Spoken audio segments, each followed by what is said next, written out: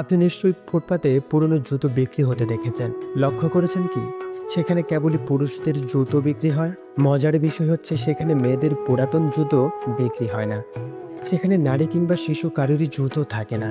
কোনো স্বামী কিংবা বাবা নিজে পুরাতন জুতো কিনে পরলেও নিজের স্ত্রী সন্তানদের জন্য কোনোদিন পুরাতন জুতো কিনেন না বা কেনা পছন্দ করেন না।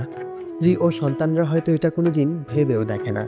অনেক স্বামী ও বাবাকে নিজের জন্য পুরাতন জামা কাপড় কিনতে দেখেছি, কিন্তু স্ত্রী সন্তানের জন্য পুরাতন জামা কাপড় ও জুতো কিনতে দেখিনি।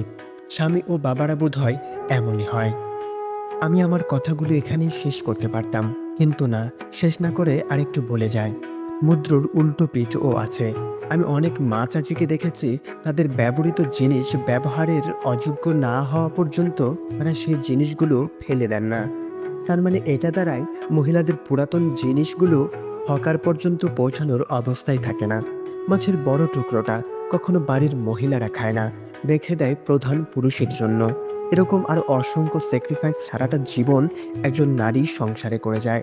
সংসার ধর্মের জন্য নারী পুরুষ উভয়ই ত্যাগ স্বীকার করেন। শুধু পুরুষ কিংবা নারী একা স্যাক্রিফাইস করে সংসার টিকিয়ে রাখা যায় না।